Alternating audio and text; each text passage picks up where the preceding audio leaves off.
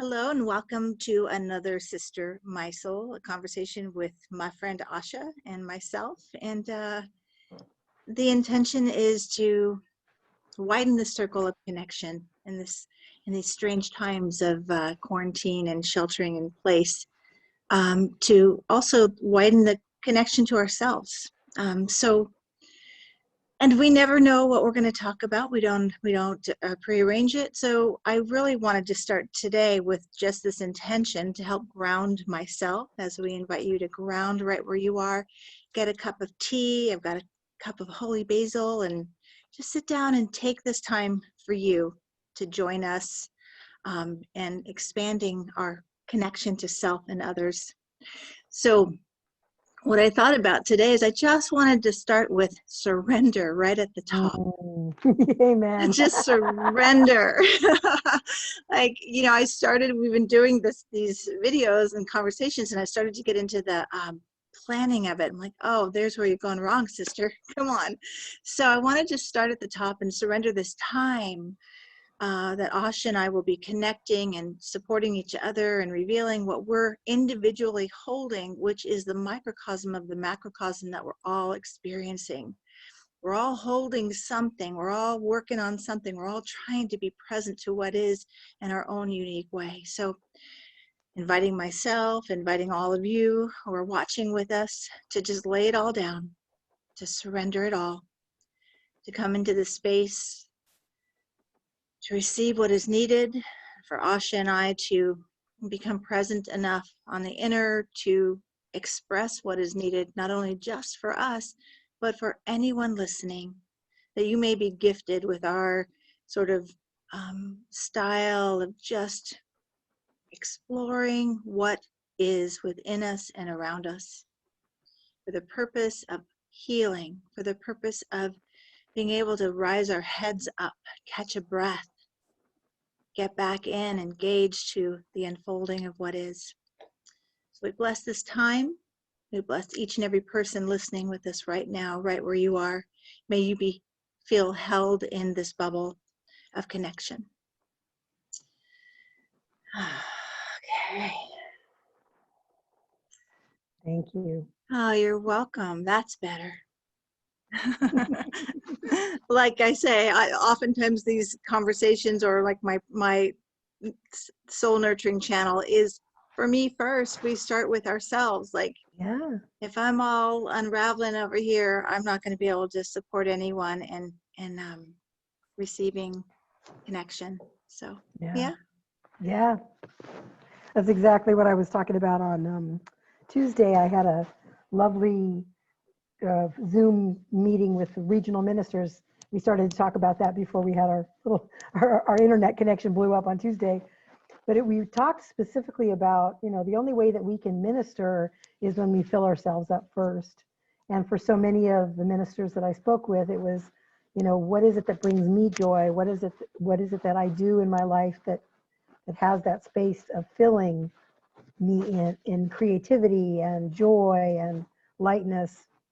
And we forget that because we get all wrapped up in service to everybody else and making sure that all other people are feeling that and remembering that.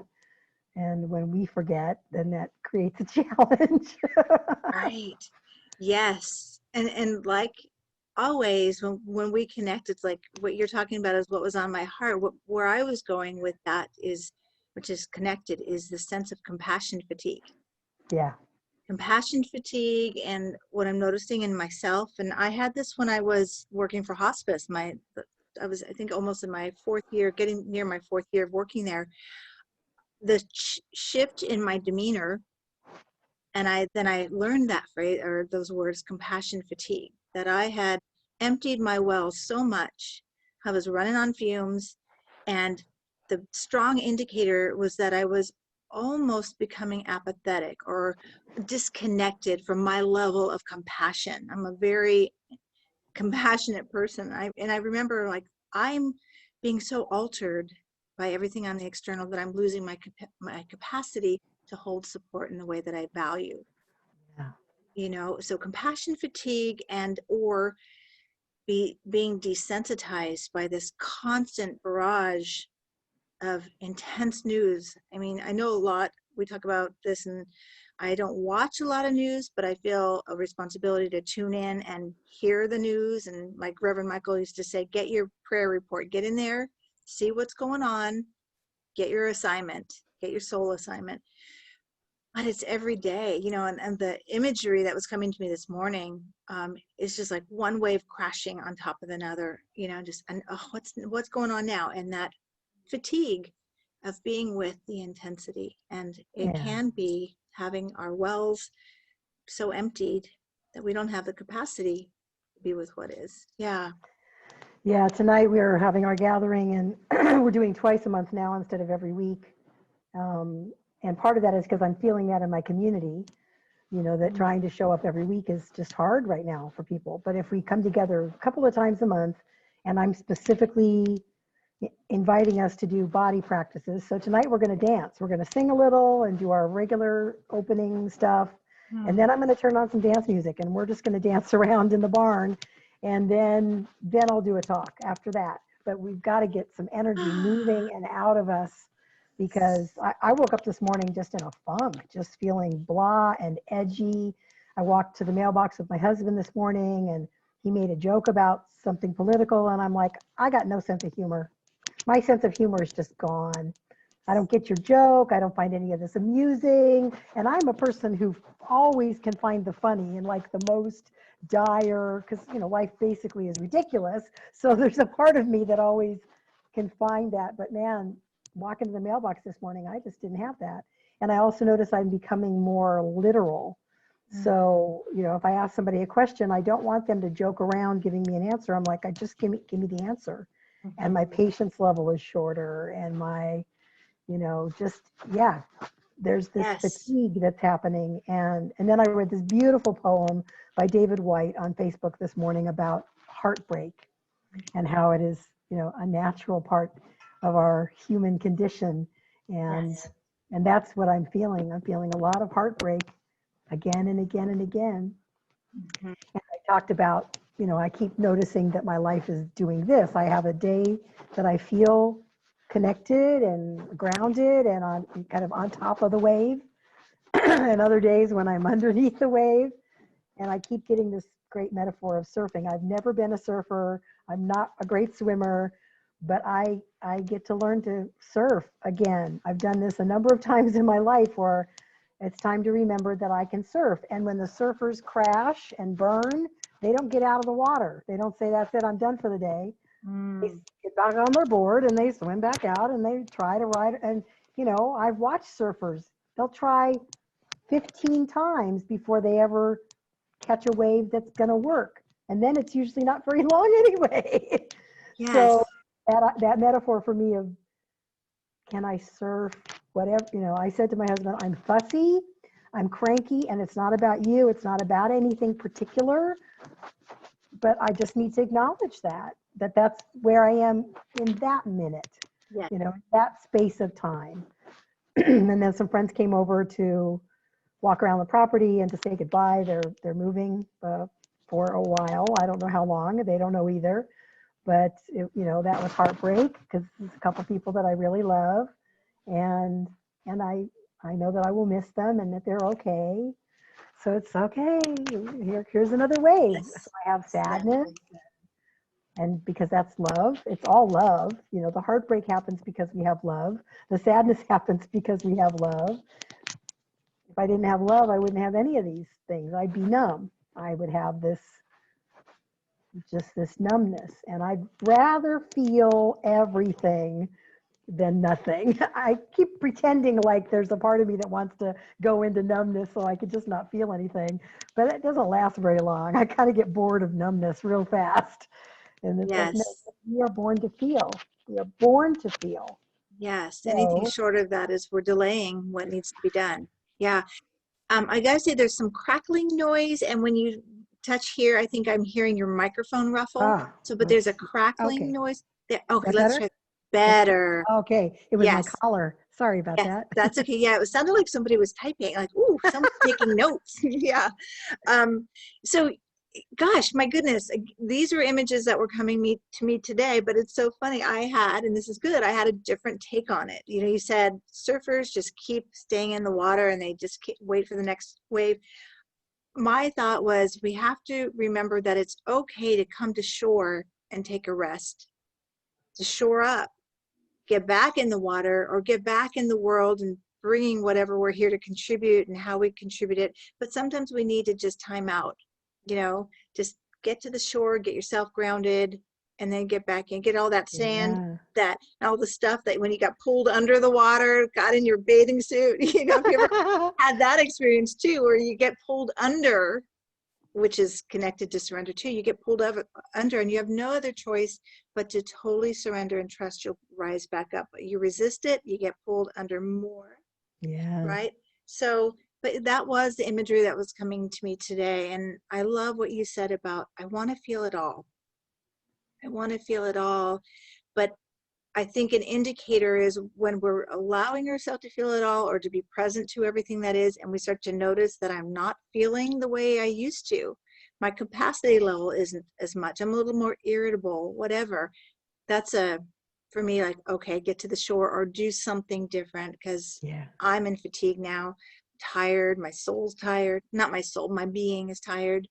Um, and anything can be the tipping point. You know, and that's saying that it's never about the thing that you think it is. It could be Right.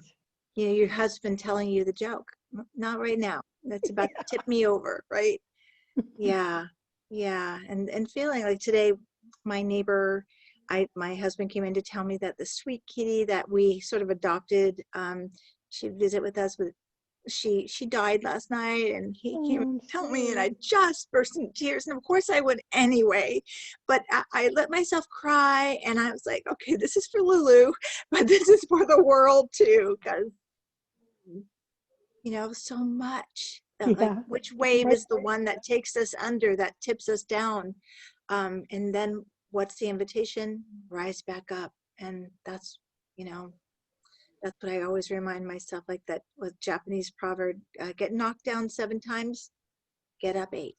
Yeah. Get up, And Maya Angelou, and still I rise, and and still I still rise. I rise. Yeah. Yeah, that's it. And I find, and you know, if this is for me, I wonder if anyone out there is having this experience too. There are sometimes I think, how do I keep rising? You know, you and I have talked about that natural optimism and buoyancy that we have. Like I wake up, I'm just feel buoyant in my spirit, and then it starts to weigh me down. So if I'm feeling that, I'm sure, I'm certain others are as well. Would you Yeah. agree? Is Oh, yeah. yeah. Yeah. My friend yesterday said, I don't know how people of color live every day. Mm, I don't, she said, I don't know how they do it. Just with the constant fear. You know, we're experiencing that as a world at a different level. We're definitely experiencing that as white people at a very different level since March. And and then I have the awareness that there are people that have been feeling this for their entire life. The uncertainty, the fear, the what's going to happen next. yeah, And then I yes. breathe and I just, you know, I can only do my life. I can't do somebody else's life. So who can I be today? I think I was sharing that I had oh, no, I was sharing with my 12 steps to white condition, recovery from white conditioning group, that I had a little conversation with my sister-in-law who has been reading with her book group, White Fragility, and she was feeling tired of being beat up for being white. Mm. And I said, I understand that. And then I shared just a little story of something that happened to me when I was in the country air, you know, our local version of Whole Foods. And the young woman said, would you like a receipt? And behind my mask, with a snarky, sarcastic tone, I said, no, thank you. I don't need a receipt because no one's going to ask me when I leave the store if I bought these things or not because I'm white. And she kind of went, okay. And I said, I'm Wow. not saying that for you. I'm saying that for me. I'm saying that because I'm aware differently of my privilege. And I said that to my sister-in-law, and she went, I'd never thought of that before. Now, she's a bright, intelligent woman, and she read White Fragility. And yet that little story opened something different in her. She said, I never would have thought of that. I said, me either. Until I kept reading about people who get stopped leaving a store and asked if, you know, they bought that stuff. Yeah. And I've never had that experience in my life. Yeah. So those little kinds of things, you know, and I've got people that I know that have lived through horrendous trauma. And I haven't. I've had, you know, some trauma. We all have trauma, but horrendous trauma. And they're still here. You know, they're like, you know, when I want to start to give up in life, I think of these people that are still here and still pushing and still striving and still doing their work to connect in the world. I'm about to sneeze. So they inspire me, you know, to continue to rise and to continue to, even when I'm in the funk, even when I'm, you know, going to Funky Town, that there is life here and there's goodness here and there's a possibility for joy here. So that's kind of where I'm at today. God, I'm telling you, we share like similar experiences. Think I was in that terrain as well today, that I did feel like I was on the verge of a private pity party. I was on the verge, gonna go there. Why are things so hard? Why are things so hard? And then I was like, hold up. You have it so easy. I mean, I don't mean, and I say this for myself, and I don't ever wish anyone to diminish their own pain or struggle. Right. But when I look and see, you know, the Black community, again, reeling from yet another disappointing verdict. And we could read a book, we can talk to some of our friends, but we have not lived the depth of the disappointment and the sorrow and the fear. And, you know, and maybe we think we understand, but it's like, you know, I often say I've never birthed a baby, but I feel like I connect to the mother archetype. But I've never birthed a baby, so I don't know what that's like, you know, and so I can't speak to that, you know, and so there's only so much we can understand because we haven't lived it, but we can feel it, and we can just, man, yeah. And so that happened to me. I was like starting to go into my pity party, and I checked myself. I'm like, no. And like, you know, we can give ourselves permission. Okay, I'm going to give myself 10 minutes. You know, I'm going to cry and wail and bemoan my fate. Yes. Yeah. And then get on with my day. I was having a conversation with a young woman that I know who has been feeling very adrift. You know, she was supposed to be doing a lot of other things in this year after high school, and life is not the way it was supposed to be. You know, is it ever? and I said something to the effect of, you know, and I was saying it to myself as well. Nobody else is going to get to tell me how to live my life. I said, you don't get to go to college right now because being online for her doesn't work. It just doesn't work. But I said, you can create your own college right now. There's so many free classes. There's Khan University on YouTube. I know you love to paint and do artwork. What kind of paint do you use? Acrylic. She said, but I also have been thinking about dabbling in oil. I said, go on YouTube and investigate how to do oil painting. You know, make your own school. If you're taking a gap year, which we're going to hope it's just that, then you can create a curriculum for yourself so that you have something to do every day without reporting to a teacher or having to turn in assignments or do any of the other things. You don't, you know, you're moving into adulthood. And again, this is for me, I'm almost 60, you know, we're adults and nobody else, we don't have to be accountable to anybody else. And we keep waiting for somebody to tell us what to do. But we get to be accountable for what we choose to do. And And I said, I know it feels like you're not doing very much today. And I've been in a place like that in my life a number of times where I felt unproductive and I wasn't doing anything. And then I would make, instead of to-do lists, I would make to-done lists at Yes. the end of the day. So I said, well, what did you do today? And she listed off, I don't know, 6 or 10 things. Get up, take a Mhm. shower. I said, you took a shower. Awesome. You know, some people didn't take a shower for a week. Good for you, you know. So I just kept asking her, what, you know, what brings you joy? What do you like to do? What, I said, this is a perfect time for you to just notice what's pulling you. Go down the rabbit hole of YouTube for, you know, a little while and just go and just see what pulls you. I said, I keep watching these shows about people that do, you know, different kinds of amazing, beautifully detailed craft work of large varieties, you know, making knives or saddle making or, you know, making baseballs out of leather by hand, you know, just little amazing. And I said, it's this narrow little thing that for some reason caught somebody and has them feel deep joy and accomplishment, and they lose time when they're doing it. I said, do you lose time when you're painting? She said, oh yeah. I said, that's a big clue to something that feeds your soul. Mhm. So, you know, I was talking to me as much as I was her. Nobody else is going to tell me what I can or cannot do today. Mhm. It's going to be up to me Yes. to do that and to make the life that I want to make, Mhm. That's in right. regardless of how my my wave is going today. Yeah. Yeah. And to give self permission.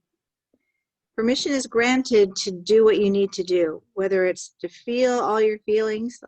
And I like to say, like, yeah, that's part of the terrain, our feelings and our experience. We have to pause and feel it all. But we don't have to live there. We can keep moving. We can keep going, and unfolding. And but that giving self permission, it's so wired in there. We're so conditioned, and especially in the other layer. I was in a conversation, a group, and we broke into small groups to talk about racism and patriarchy and the layers there. And somebody kept connecting the dots of patriarchy and this needing the authoritarian and do I have permission to be? Can I do this? And to notice it too. And I still notice it. In fact, I was going to share this with you privately, but hey, we don't do anything privately. Here we are. That I had a friend watch us, and she said, "You're doing that thing you do." I said, "What is the thing I do?" She said, "You're doing that diminishing yourself thing." And asking Asha to, what do you think? What I'm like, am I really? And I'm like, I'll have to go back and watch and see because it's unconscious. And this permission, is it okay? Is it okay for me to do me? No, permission granted. Yes. Mission granted. Go be you and do you. And and I had that experience in this container I'm in, this spiritual direction. The foundation is a Christian program, but there I'm finding, to my delight, they're so progressive and so open-hearted and accepting, and it's awesome. But I found Awesome. myself in the first weekend holding back, like, are they going to accept this about me if I share this and that and the other? And every time I'm brave enough to share, by the way, I'm interested in astrology, by the way, and they're like, awesome, and I do too. And so I thought, wow, not only did I get conditioned into the diminish who you are, hide who you are, that's the story I'm still running and not checking or testing, like, and the only way to break out of those stories is to be brave enough to start a new one or to say something that's authentic to bust that myth of that story that's containing us. And so that was for me. I was like, wow, the diminishing thing is wired in there, and the holding self back.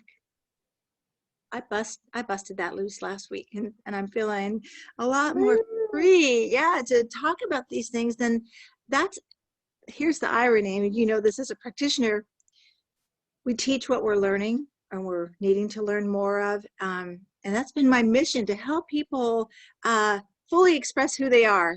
And then to see these pockets of, but not for me, not here, not this, not that, right? So Right. it's I've just done, amazing. I've so done that. Which part of it? just, it's okay for other people to, fully be who they are. And I remember when I was still single and, thinking about dating and stuff. And I finally got to a place where it's like, you know what? I'm just going to show up as myself from the get. If Yes. they can't hang with that, then they're not for me, because, Right. I've got a lot going on. And then these days, it's like I'm not wearing makeup and I don't care about this and I don't, because this is me. This is who I Hmm. am. This is how I show up. And I don't have the energy to try to have a false front anymore. Yeah. Like, Yes. like I just don't have the energy to maintain the facade. Yeah. So here is me. Mm. Take it or leave it. And Yes. what I find is the more I do that, it gives other people space to be who they are Right. with no facade. Holding that facade up is exhausting. I Yeah. got it all together. I look good. Like it's just exhausting. And Yeah. we ain't got time for that. Nobody's got time for that. Yeah, I like No. to say, if you don't get me, you don't get me. Like if you don't understand me, you don't get to be with me. You don't get to experience what I have to offer, you know? Yeah. I said that to a client once she was in a relationship and she was having that struggle. I'm like, you're precious and you're amazing. And if he doesn't get you, he shouldn't get you, you know? Like, check please. I'm moving along to somebody who can appreciate and accept who I am. Yeah. And we're all different, so not everyone's going to be able to do that for us. But we just keep moving until we find that soul connection, that soul family, then that can, let us be who we are, reflect back that positive, acceptance, and they get permission to be who they are, and then it's just a beautiful thing, right? Well, there's this sense of ease, even in the midst of challenge. There's a sense of safety and ease when we're in the presence of somebody who just lets us be who we are. Yes. All of it. Mm. I was able to say to my beloved, I'm having a fussy, cranky, hard day today, and I don't know why. And it's not about you, and I love you. Yes. And he just went, okay. Like, he didn't need me to figure it out or explain myself or make Mm. excuses or just like, okay, thanks for letting me know. Yeah, I wish that for everyone. I'm blessed with my partnership like that too, where I say it to him all the time, you're the person who knows me the deepest. You know all of me, all my ugly parts and all of my joy, and you love all of me, and all of me is welcomed. And that is the most freeing thing ever. And I wish that for people. I wish that for everyone. And if you don't have a relationship right now with a person, you have a relationship here to practice at that level with yourself, Yeah. right? And it's tricky to see the unfolding of. I'm sure that was the turning point for my relationship, just respecting and honoring myself, and choosing to be myself with him. And then it became, he had more capacity to be with all of me, which comes first, right? It's kind of Yeah. a dance with partnership. But yeah, uh, this is great. This is good. I'm feeling, yesterday, was it yesterday we tried to do our recording and it was all fumbling and I think it was Tuesday. it was It was so, another day. My mom it says was, it was another day. it was another day. But what was funny about it is I think I had just asked you the question, that ongoing question that I have is how to discern when it's time to give up on something or to keep pushing forward. And I just said that, and I'm fumbling with the lighting and the internet goes out. I'm like, well, there's my answer. Like, we're not doing this today. So to trust. And it reminded me when we were done, like we were like, yeah, well, got no internet. That's a clear sign we're not meant to move forward. And for me, right after that, it was like, it's always available when you listen, proceed or not, go to the shore or stay in the water, you know? Um, and where I'm so grateful for you, and this is what I'm cultivating in myself, and these are the people I want in my inner circle, is the flexibility of that discernment, where I'm in any given moment. And you and I do that really well. You Yeah. know, I need to reschedule. Great, no problem. Let's flow down the road another time. And that is a gift too that I wish for other people. Like you could have that, the capacity just to, it's another layer of being yourself, like being yourself in your life as it's unfolding. And these days, you know, there is no normal. There is this big everyday adjusting and what's today going to bring, and Yeah. finding ourselves in that place. Yeah. Hmm. Yeah. Well, I didn't even pay attention when we started because, It was about 3. So we've been wanting to be a little more brief, a little more yes, succinct. absolutely. And I will say the last thing is, hold me in prayer, sister, as I go on my journey out in the mountains on Saturday. And I was going to talk about that because the fear and the resistance I feel about this, I mean, finding every excuse under the sun to not go. It's going to be raining or might be thunderstorms, but I know it's my ego not wanting to go and surrender to the mountains and reconnect to myself and drop this world for a little bit, go into the shore and the mountains, drop it for a little bit so I can find me again to come back with more capacity. So, but just hold me in prayer as I go up there because, you know, there's some resistance showing up, and resistance Yeah. is, you know, is what it is. So, Well, I'm super excited for you and for this journey that you're taking. I'm so proud. I mean, I don't want to say I'm proud of you because you don't need my approval, I'll but take it. That's I'm fine. proud of the fact that you recognize all that stuff Mm. and that you're going anyway. And it may Anyway, be miserable and uncomfortable, and you're going to have such a great story when you get back, and you're going to have so many, you know, experiences that I'm super excited for the next time that we get to connect when you return, because you're going to just, yeah, I have a deep knowing that this is a really powerful self-care practice that you're doing for yourself, and that you are with somebody that you can feel so safe with in the midst of that Mhm. is a beautiful thing, because you Mm. can fall apart and he will catch you and he will wait for you and he will make sure that you're safe. And that's really, that's a Mm. really lovely thing to Yeah. have that kind of partnership, of any kind, friendship, Yes. love, whatever, to Mm. have somebody just looking out for you Yeah. and letting you have whatever your process is going to be. I'm just so excited. Thank you. Yeah, that's my ultimate philosophy is I'm going to show up and let it be what it is and trust that all will be well. And I think it is a metaphor for what's going on right now. Like we are all of us facing our own mountains and our own dropping into the valley and I've got to climb the mountain again. And yes, we do. We just show up and let it be what it is and then take care of ourselves and the unfolding of that. So thank you for your prayers and that beautiful reminder. All will be well. So do you want to close Absolutely. us with a little prayer? I would love to. So I just take the breath that drops me into this present moment. I step out of world time and into the spaciousness of the divine time, which is no time.